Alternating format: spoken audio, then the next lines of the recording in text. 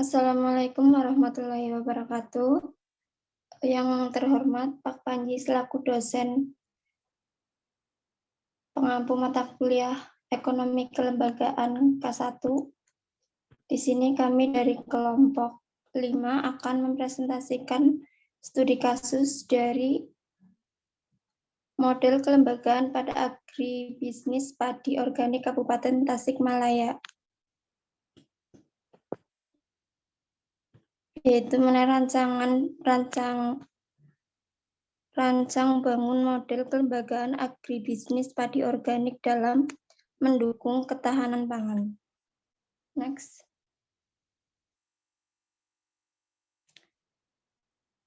Kami terdiri dari 5 anggota, yaitu saya sendiri Winda Mega, yang kedua ada Estri Padmawati, Audisa Sabila, Ninggar Sari Sekarmayanda, dan Siti Alfiatur Rohma. Selanjutnya akan dipresentasikan oleh teman saya. Baik, sebelumnya perkenalkan, saya Ninggar Sari Sekarmayanda akan melanjutkan presentasi. Yang pertama yaitu pendahuluan. Ketahanan pangan didefinisikan sebagai bagi rumah tangga yang tercermin dari tersedianya pangan yang cukup. Ketersediaan pangan sampai pada tingkat rumah tangga merupakan kriteria ketahanan pangan. Kondisi wilayah Indonesia yang sangat luas, yang penduduknya tersebar di seluruh pulau-pulau inilah menyebabkan salah satu hambatan untuk menciptakan ketahanan pangan. Kasus kerawanan pangan sering terjadi meskipun persediaan pangan secara nasional sudah cukup. Pangan organik adalah pangan yang berkaitan dengan cara produksi organik hanya apabila pangan tersebut berasal dari suatu lahan pertanian organik yang menerapkan praktek-praktek pengelolaan yang bertujuan untuk memelihara ekosistem, untuk mencapai produktivitas yang berkelanjutan, dan melakukan pengendalian gulma, hama, dan penyakit melalui berbagai cara seperti daur ulang residu tumbuhan dan ternak, seleksi dan pergiliran tanaman, pengelolaan pengairan, pengelolaan lahan, dan penanaman serta penggunaan bahan-bahan hayati.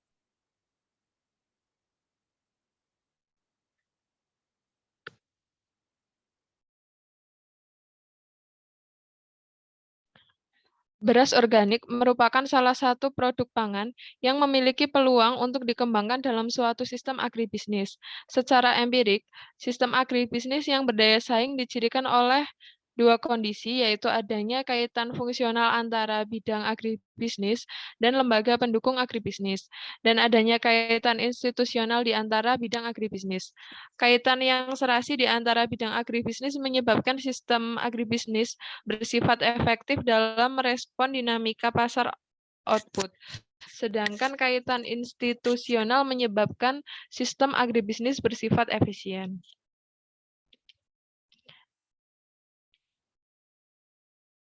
Selanjutnya akan dilanjutkan oleh teman saya.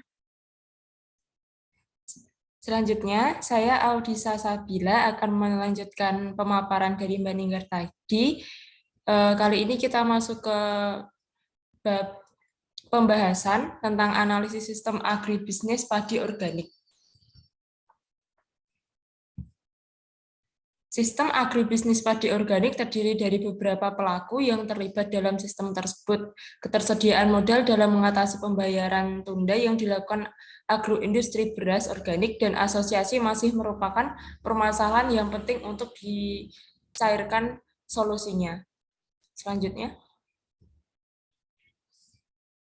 Dari analisis kelembagaan agribisnis padi organik tadi, menunjukkan suprastruktur yang mendukung kelembagaan yang kuat, yaitu berupa dukungan kebijakan pemerintah pusat berupa program Go Organik tahun 2010 dan kebijakan pemerintah daerah yang menyangkut kebijakan mulai dari budidaya, penyuluhan, pemasaran, dan sertifikasi. Subsistem yang kedua pada kelembagaan padi organik adalah subsistem usaha tani. Peran subsistem ini adalah melakukan kegiatan yang menggunakan menggunakan barang-barang modal dan sumber daya alam untuk menghasilkan komoditas pertanian primer. Pelaku utama pada subsistem ini adalah kelompok tani yang tergabung dalam gabungan kelompok tani. Kelembagaan kelompok tani pada agribisnis padi organik ini sudah menggunakan manajemen modern yang dibakukan dalam menjalankan segala aktivitas mulai dari pengelolaan tanah, pembibitan, penanaman, pemeliharaan, dan panen sampai pasca panen. Selanjutnya yaitu kelembagaan agribisnis hulu atau upstream agribisnis pada padi organik. Salah satu subsistem dalam sistem agribisnis pada padi organik adalah subsistem agribisnis hulu. Input paling krusial dalam subsistem usaha tani pada padi organik adalah pupuk dan pestisida organik. Terjaminnya kelembagaan ini, maka keberlanjutan agribisnis padi organik yang menyediakan pangan bermutu untuk mendukung ketahanan pangan dapat berjalan berkesinambungan. Faktor yang sangat krusial pada agribisnis padi organik adalah ketersediaan pupuk dan pestisida organik yang merupakan input utama dalam agribisnis padi organik. Untuk selanjutnya akan dijelaskan teman saya. Sebelumnya, perkenalkan nama saya Siti Alfiatur Rahmania. Saya akan melanjutkan pemaparan dari Mbak Odisa. Kelembagaan agribisnis hilir atau downstream agribisnis padi organik.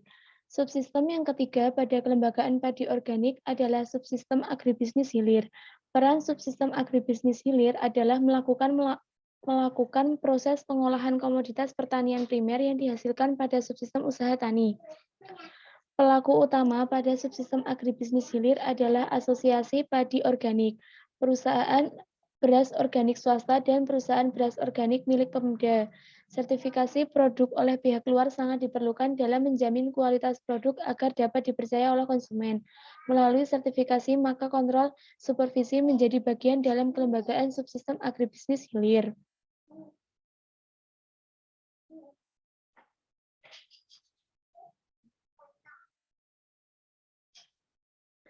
Kelembagaan pemasaran agribisnis padi organik. Subsistem yang keempat pada kelembagaan padi organik adalah subsistem pemasaran. Peran subsistem pemasaran adalah melakukan pemasaran produk beras organik sampai ke konsumen. Kelembagaan pada subsistem pemasaran bertujuan untuk memastikan produk dapat diterima konsumen dengan harga yang kompetitif. Kelembagaan penunjang agribisnis padi organik. Peran subsistem penunjang adalah memberikan dukungan terhadap kelembagaan pada subsistem yang lain. Hubungan antara pelaku agribisnis padi organik difasilitasi oleh Bapelu dalam berinteraksi dengan lembaga keuangan, terutama pada kelembagaan kelompok tani.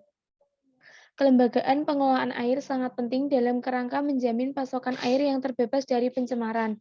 Kelembagaan ini perlu dirancang karena konflik kepentingan dalam penggunaan sumber air ini cukup besar dengan kepentingan yang lain. Model kelembagaan agribisnis pada organik. Rancang bangun model kelembagaan padi organik dalam mendukung ketahanan pangan didesain dengan mengacu pada sistem agribisnis. Suatu sistem agribisnis yang lengkap merupakan suatu gugusan industri yang terdiri dari 5 subsistem, yaitu subsistem agribisnis hulu, yakni seluruh industri yang menghasilkan dan memperdagangkan sarana produksi pertanian primer seperti industri pembibitan atau pembenihan, industri agrokimia, industri agrootomotif, dan lain-lain. Subsistem usaha tani yakni kegiatan yang menggunakan sarana produksi untuk menghasilkan komoditas pertanian primer. Subsistem hilir yakni industri yang mengolah industri primer menjadi produk olahan beserta kegiatan perdagangannya. Dan subsistem penunjang yakni kegiatan yang menyediakan jasa bagi ketiga subsistem di atas seperti infrastruktur transportasi, perkreditan, penyuluhan, pelatihan, penelitian, dan pengembangan, serta subsistem pemasaran yang akan memasarkan produk yang dihasilkan dari keempat sistem tersebut secara skematis. Model kelembagaan agribisnis padi organik. Selanjutnya akan dijelaskan oleh teman saya. Izin melanjutkan, saya Estri Padmawati. Kemudian pemaparan selanjutnya yaitu kelembagaan agribisnis. Tinjauan kelembagaan agribisnis padi organik juga ditinjau dari 3 ciri, yaitu batas yurisdiksi, hak dan kewajiban, serta aturan representasi. dengan batas yuridiksi yang jelas ini memungkinkan kelembagaan untuk mengalokasikan sumber daya dengan baik. Hak dan kewajiban kelembagaan ini ditentukan secara jelas dalam aturan yang ada dalam kelompok dan relatif baku dan mudah dipahami oleh anggota kelompok tersebut. Selanjutnya. Kemudian kami mengambil studi kasus untuk membandingkan dengan Kabupaten Sragen, yaitu model kelembagaan padi agribisnis padi organik Kabupaten Tasikmalaya. Selanjutnya. Nah, di sini sebagai pembanding kasus sebelumnya, terdapat studi kasus dari Kabupaten Tasikmalaya yang dipilih sebagai lokasi penelitian model kelembagaan pada agribisnis padi organik. Dengan pertimbangan kabupaten tersebut merupakan salah satu penghasil padi organik di Indonesia dengan luas area 120,245 hektar dan telah melakukan ekspor ke berbagai negara. Penelitian ini difokuskan pada Gapoktan Simpatik yang merupakan organisasi petani padi organik di Kabupaten Tasikmalaya dan produsen utama beras organik yang telah disertifikasi internasional. Model kelembagaan untuk pengembangan agribisnis padi organik didasarkan pada pendekatan sistem agribisnis dan 4 dimensi kelembagaan yang mencakup beberapa subsistem, yaitu subsistem hulu, subsistem usaha tani, subsistem hilir, dan subsistem sarana penunjang. Selanjutnya. Kelembagaan pada subsistem agribisnis hulu, kelembagaan penyedia input terdiri dari Gapoktan, kelompok tani, agribisnis kelapa, dan kelompok peternak. Gapoktan Simpatik selain berperan sebagai pembeli padi organik dari petani, juga sebagai penyedia input antara lain benih dan pupuk organik. Hasil olahan pupuk organik oleh Gapoktan Simpatik dibagikan kepada kelompok-kelompok yang membutuhkan pupuk organik. Subsistem yang kedua pada kelembagaan padi organik. Pada kelembagaan ini, kelompok tani adalah pelaku utama yang terdiri dari petani padi organik, baik petani yang disertifikasi dan petani non-sertifikasi. Kelompok tani yang disertifikasi internasional bergabung dalam Gapoktan Simpatik dan telah menerapkan manajemen modern dalam kegiatan usaha taninya. Antara lain, adanya pencatatan dalam berbagai aktivitas usaha taninya. Subsistem yang ketiga pada kelembagaan padi organik adalah subsistem agribisnis hilir. Dalam perkembangannya, pemasaran oleh Gapoktan Simpati dilakukan oleh koperasi yang didirikan oleh Gapoktan untuk beberapa organik yang disertifikasi nasional. Subsistem yang keempat pada kelembagaan padi organik adalah subsistem sarana penunjang yang berperan dalam memberikan dukungan terhadap kelembagaan subsistem yang lainnya. Kelembagaan penunjang yang terpenting adalah lembaga keuangan, perkumpulan petani pemakai air, ataupun lembaga penyuluh pertanian, lembaga sertifikasi baik internasional maupun nasional. Selanjutnya. Kesimpulan menyeluruh dalam model kelembagaan pada agribisnis padi organik Kabupaten Tasikmalaya sebagai berikut. Profil lembaga agribisnis padi organik meliputi kelompok tani, gabungan kelompok tani simpati, kelompok petani organik, koperasi desa, perusahaan swasta agroindustri, BPP, NGO, eksportir, perusahaan agroindustri.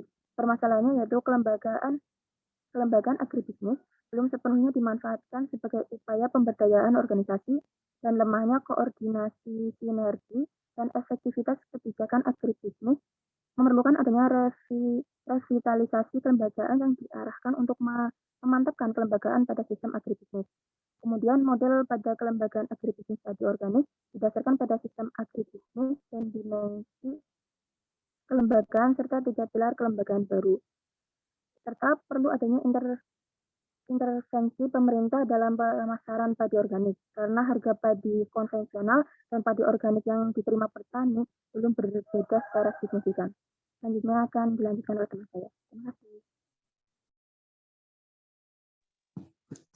Baik, untuk kesimpulan dari seluruh materi tersebut adalah rancang bangun model kelembagaan padi organik dan dalam mendukung ketahanan pangan didesain dengan mengacu pada sistem agribisnis yang meliputi subsistem agribisnis hulu, subsistem usaha tani, subsistem hilir, subsistem penunjang, dan subsistem pemasaran. Model kelembagaan agribisnis padi organik dirancang untuk memenuhi 4 dimensi, yaitu kondisi lingkungan eksternal, motivasi kelembagaan, kapasitas kelembagaan, kinerja kelembagaan. Kelembagaan yang terbentuk juga ditinjau dari 3 ciri utama kelembagaan, yaitu batas, yurisdiksi, hak dan kewajiban, aturan representasi, sehingga efektivitas dan keberlanjutan kelembagaan dapat terjamin. Berikut presentasi dari kami. Mungkin dari teman-teman dipersilahkan untuk berpendapat.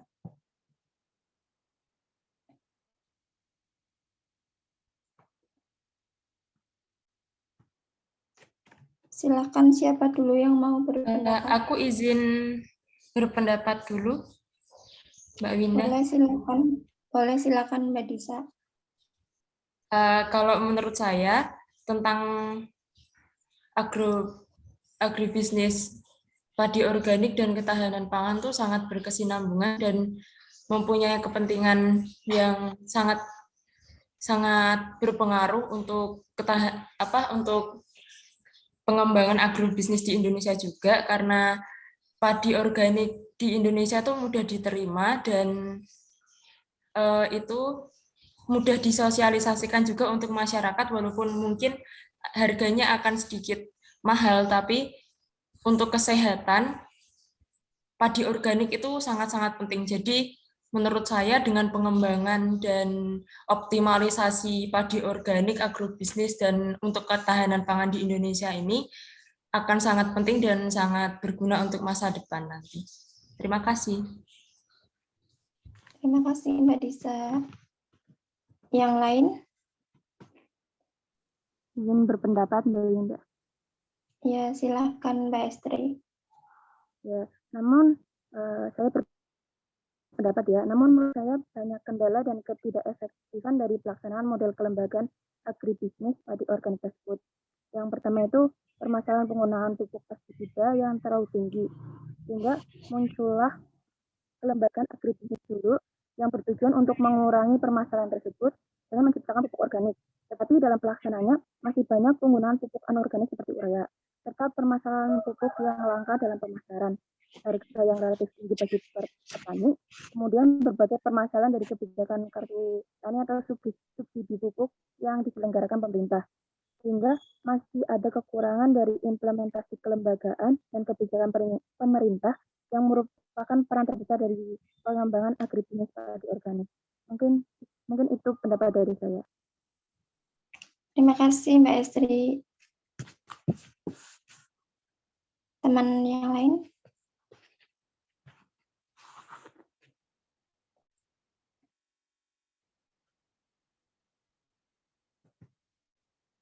Mbak Via atau Mbak Ninggar? Sebelumnya aku izin berpendapat ya. Pendapat saya yaitu saya setuju dengan pentingnya dan pengembangan teknologi padi organik karena padi organik lebih sehat dan berkualitas, serta mudah diterima masyarakat. Udah, gitu aja menurut pendapat saya. Terima kasih. Sama. Mbak Ninggar? Monggo. Iya, Pendapatnya. aku izin ya, suaraku kedengeran? Kedengeran, Mbak. Oke, aku izin berpendapat. Menurut aku kayak semakin meningkatnya jumlah penduduk di Indonesia juga pemerintah perlu melakukan upaya buat meningkatkan produksi padi, terutamanya tadi pada padi organik itu, karena gerakan revolusi yang udah menyebabkan ketergantungan petani terhadap pupuk kimia itu sangat tinggi dan juga penggunaannya tuh terkadang berlebihan. Oleh karena itu kan menurut saya tuh kurang bagus untuk dikonsumsi apabila terlalu banyak penggunaan pupuk kimia. Oleh karena itu untuk mendukung ketahanan pangan di Indonesia sendiri cukup baik apabila dilakukan ini apa tadi? Dilakukan penanaman padi dengan cara organik seperti itu, Mbak Winda. Baik.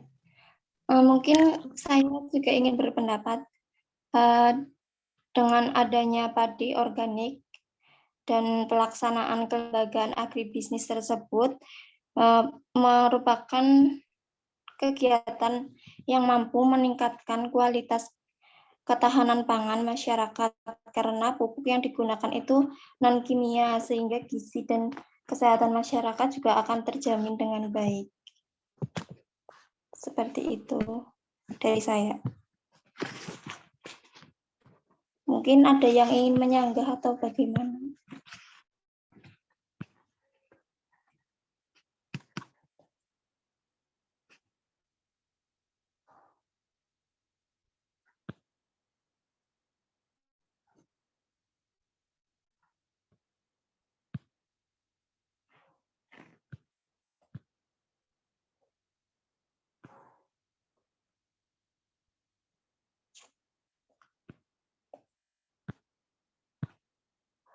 Mungkin cukup sekian ya presentasi dari kelompok. Banyak petani yang suaraku kedengeran nggak? Oh, tadi hilang, Mbak. Oke, sekarang kedengeran? Iya. Aku izin nambahin.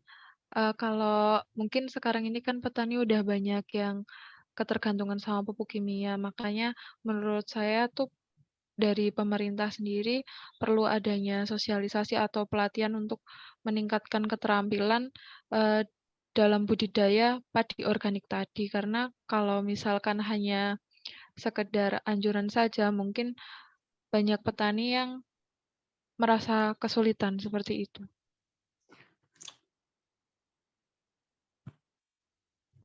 Iya, terus biasanya kalau kayak gitu, kayak penggunaan pupuk organik, misalnya ada satu wilayah, biasanya tuh, misal satu wilayah itu ada 5 petani, tapi dari kelima tersebut, hanya satu petani yang menggunakan pupuk organik. Biasanya hal tersebut tidak akan berpengaruh bagi si padi yang dikasih pupuk organik tersebut. Biasanya akan ikut tercampur oleh zat kimia dari sawah-sawah yang di tetangga sebelah seperti itu.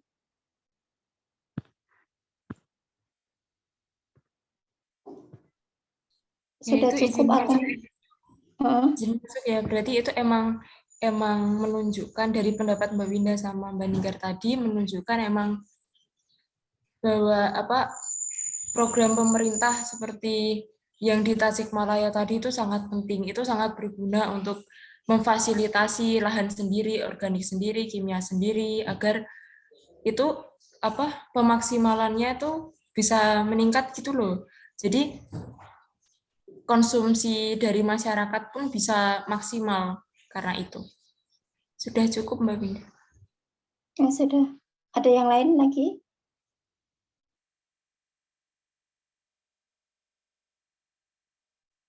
Atau sudah dicukupkan teman-teman? Baik, sekian presentasi dari kelompok kami. Apabila ada kesalahan atau banyak kekurangan, kami mohon maaf. Wassalamualaikum warahmatullahi wabarakatuh.